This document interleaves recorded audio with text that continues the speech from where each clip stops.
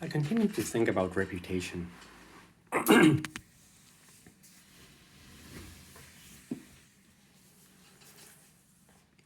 the context of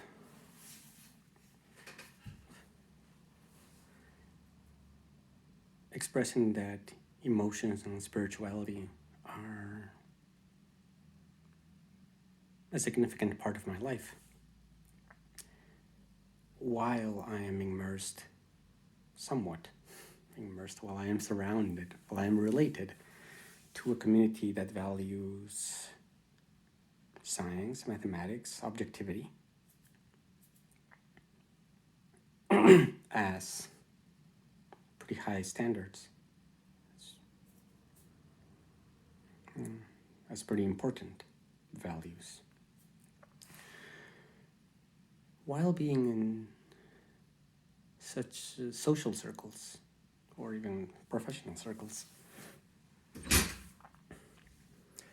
expressing, as I mentioned in the other video, about emotions and spirituality and chakras and the abstract, the spiritual, the subtle, the graceful,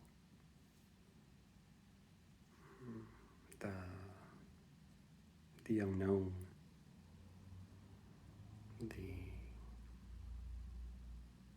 intricate.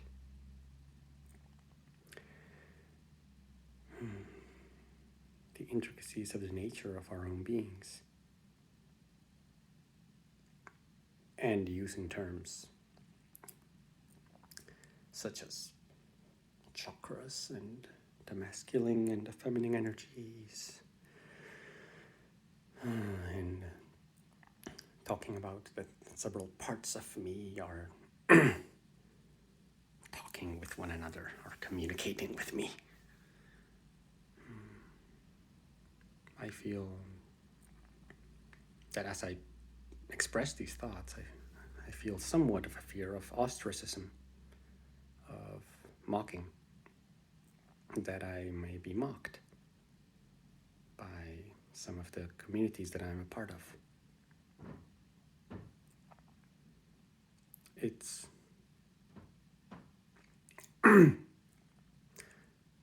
afraid of ostracism.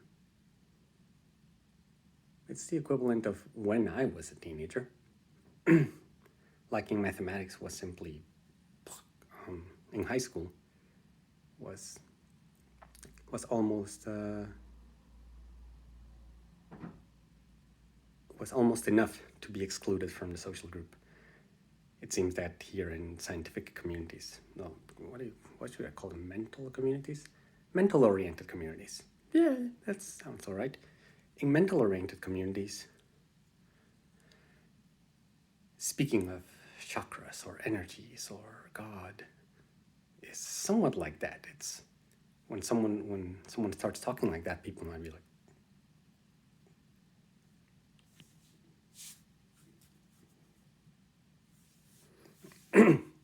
and it's similar. In both cases, though, that fear is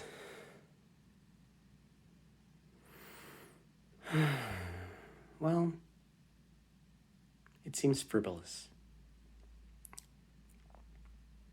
In retrospect, it seems pretty frivolous when I think about high school and being shunned for liking mathematics. And I feel that in hindsight also speaking about chakras and energies and God and gracefulness and the energies within me and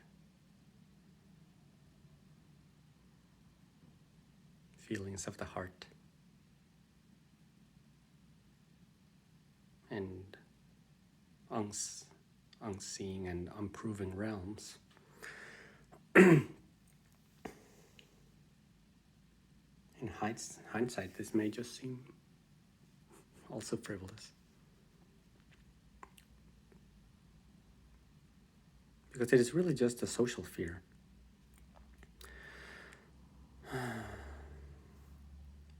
Myself, I feel quite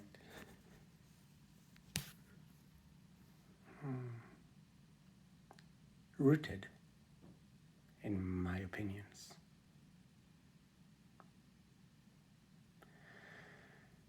And yet I feel the fear. And my mind comes up with examples. It wants to say things like, well, I know how to do a merge sort, and I feel the chakras within me. Or, I don't know.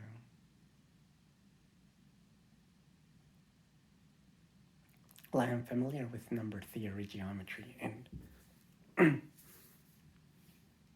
don't know, Zipf's law, scientific terms, determinism and non-determinism, and I value precision and objectivity and provability. In science, provability allows very firm progress on very firm steps that we build upon.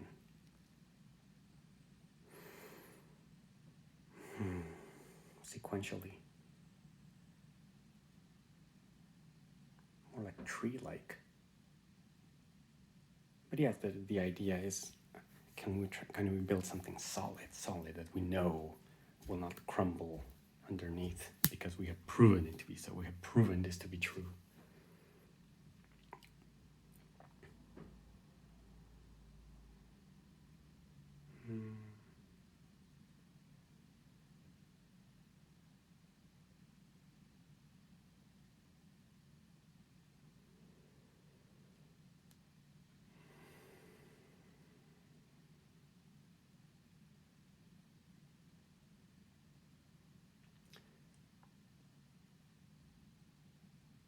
And yet I see this current state of science as being somewhat stuck. It seems stuck because it insists on separating one's own experience, even including the subjective parts of our perception, from reality. Science wants to find truth, it wants to prove truth, it wants to find the patterns in reality that make up this reality. So it goes out and finds little things, little patterns all over the place.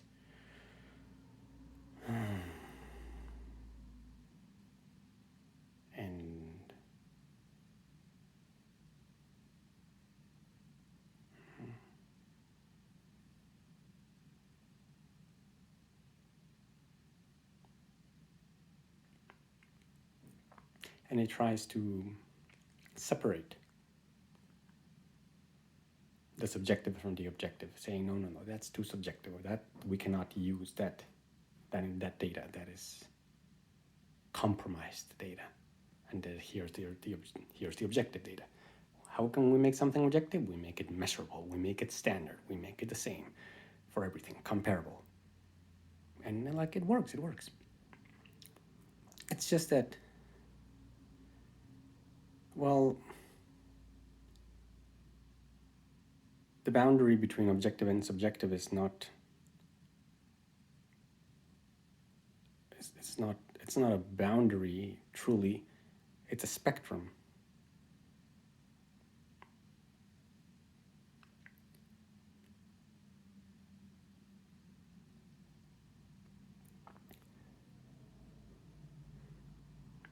The objective is, I imagine, defined via objects. That is, it is something, an objective statement, an objective is one in which, well, it is based upon objects, upon the objects. And what is an object? An object is something, does it need to be external to us? Well, not necessarily external to us, but probably measurable. I feel that's the point with objectivity. Can we necessarily measure? can we assess it? Can we assess it in a standard form, repeatable form, that I can assess something and then you can assess something, and what we get is like, yeah, they are converging. Then we are basing our reality upon that object, upon the object of whatever we're measuring. It doesn't need to be outside, it could be like this object of this being. But the idea is it accessible? Is it measurable? Can we repeat the same experiment repeated times and get the similar results? Can we get the pattern out of that object? I would say that is objectivity.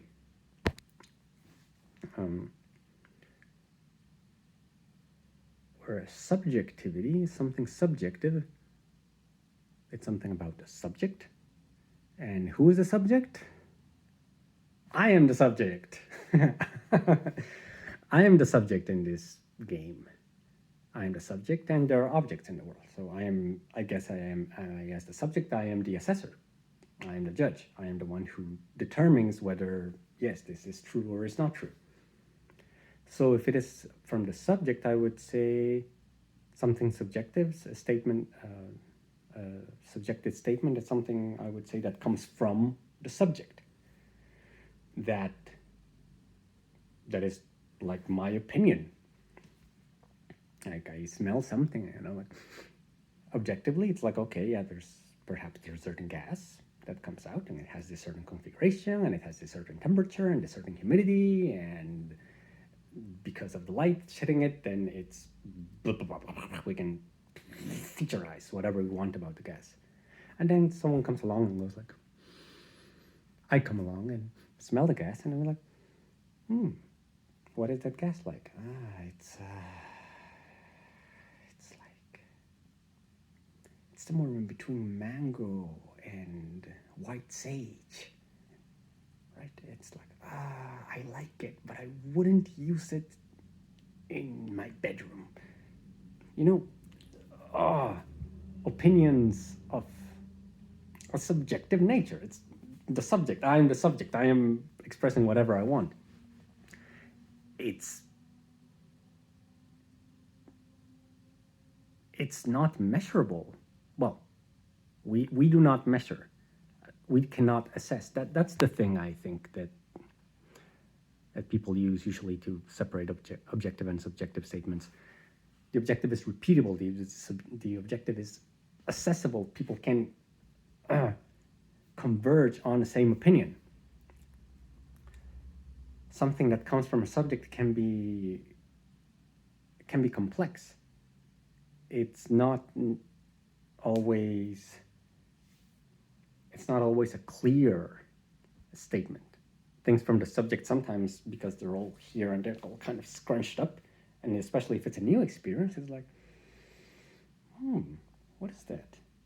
And then there is a process actually to take that experience, that perception we have, and like bring it out into the world. Something like, what is that? What is that? And even that process of saying like, oh, it's somewhere between mango and white sage. That's the process of like bringing out the threads. We're trying to understand that thing. And often it's just that we have not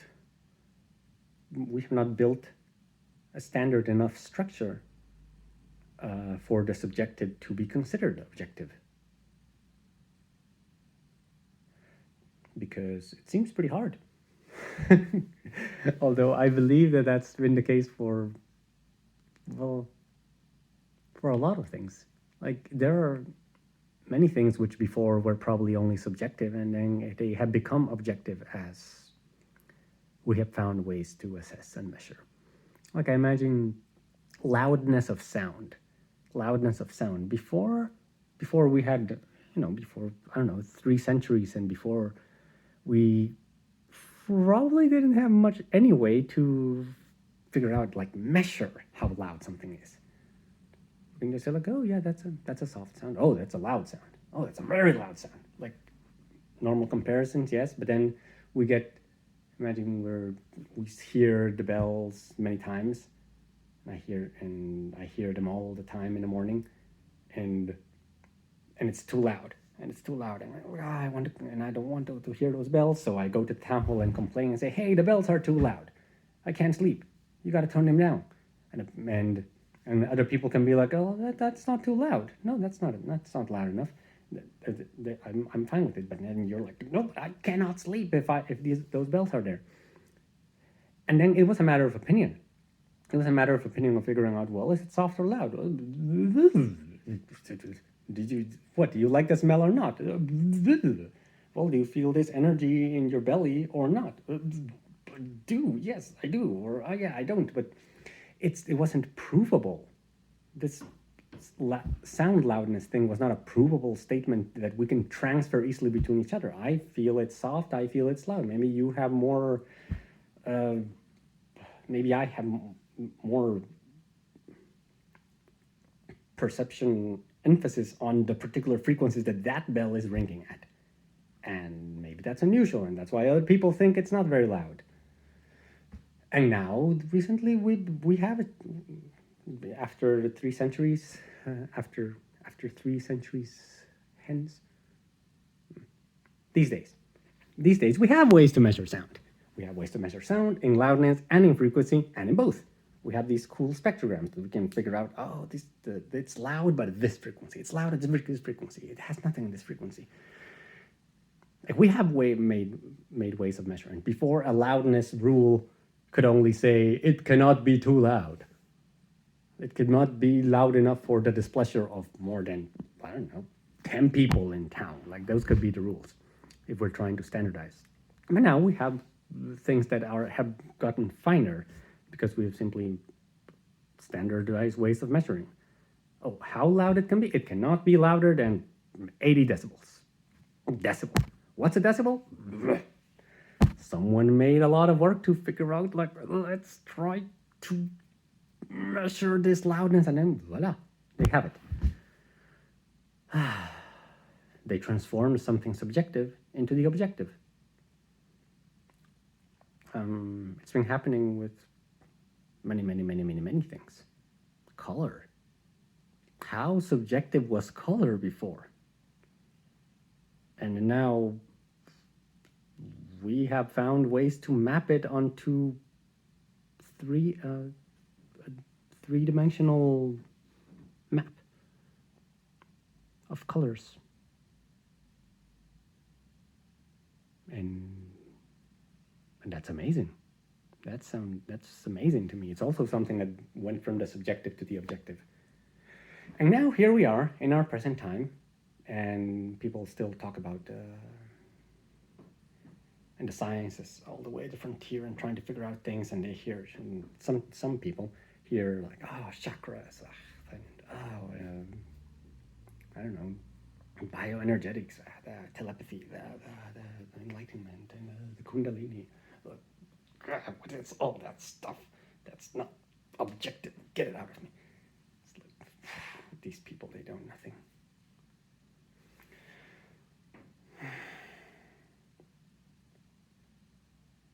These experiences are truth.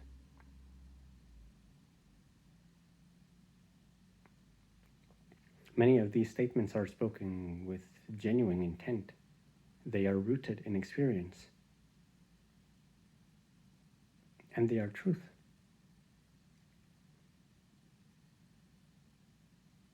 Discarding data, well, I guess there is a filter. There's a use to filtering things that we don't want. We do that all the time. We have a spam filter in our inboxes.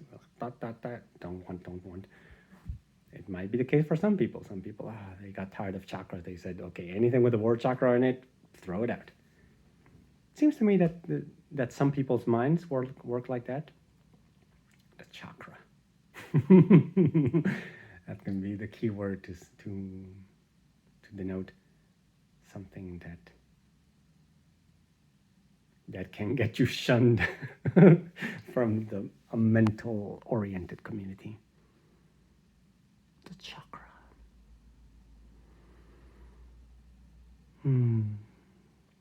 meditation, prayer, gratitude, awareness, consciousness. These are parts of our experience.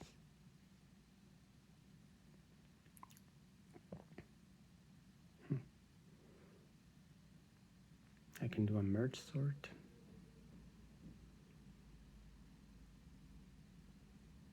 I have proven mid-grade number theory theorems. I know the internal mathematics of machine learning algorithms.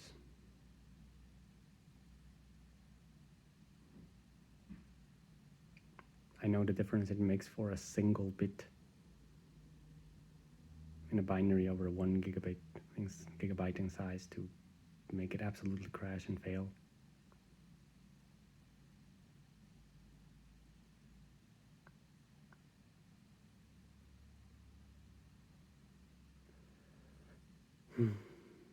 And I feel energy within my body that correlates, truth correlates positively with the theory of bodily energies, chakras,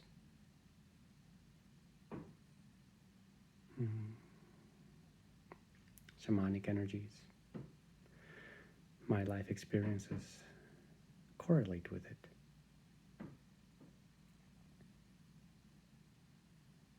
I find there's value in them.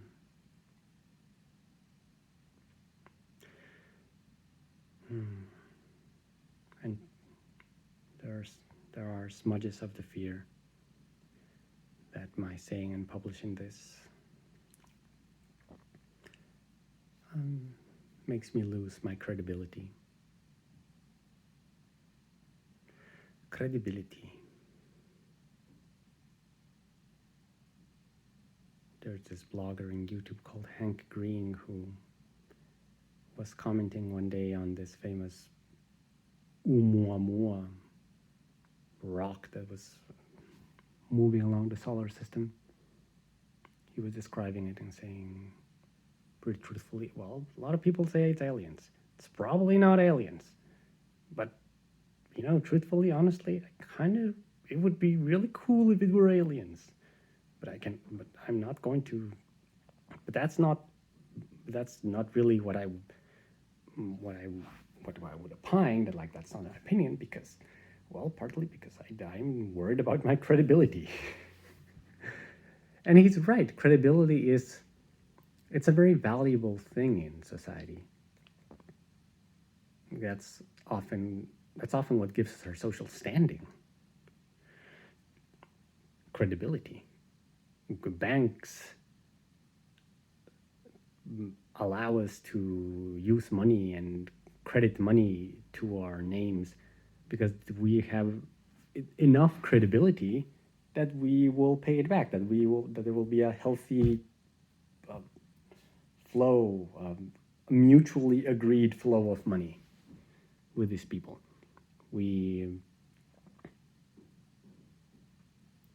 Every citizen on the street has, at least by action, by de facto, they are being given a credibility that they are not going to kill others or steal or vandalize or destroy the infrastructure, the part of the society that we are part of. There is credibility. People who are in jail have lost that credibility. People who are in blacklists on airlines have probably lost part of that credibility.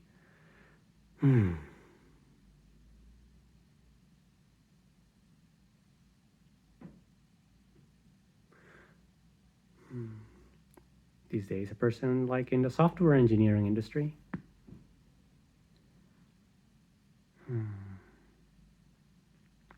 I have the fear I can lose my credibility when I talk about and relate to chakras, bioenergetics,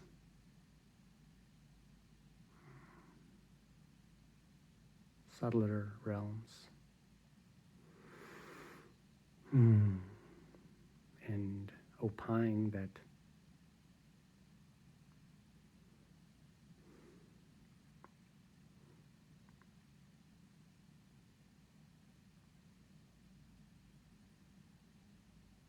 our experiences are truth, whatever they are. All of our perceptions are true. The interpretation that we give to our perceptions and our experiences are our choice. Yet all the perceptions, all the senses, all the feelings inside the body, all the hunches, tiny signals given by life, they are all true. How we identify them, how we perceive them, what we choose to do with them is our choice. And rejecting these perceptions as saying like, oh yeah, that doesn't matter, or dismissing perceptions as not important at that moment, does not take away from the truth of what we perceive.